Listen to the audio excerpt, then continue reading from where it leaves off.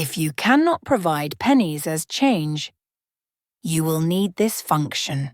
Go to Setup. Press Advanced button. Select Payment tab. Round up cash total to 5 cents. Yes.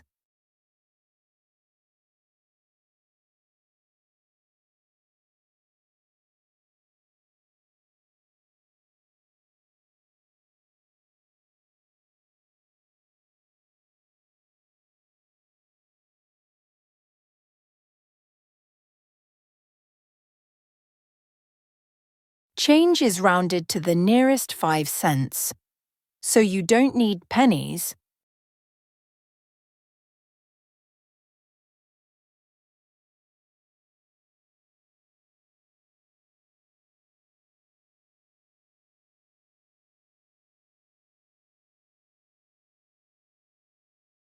Change is rounded to the nearest 5 cents, so you don't need pennies.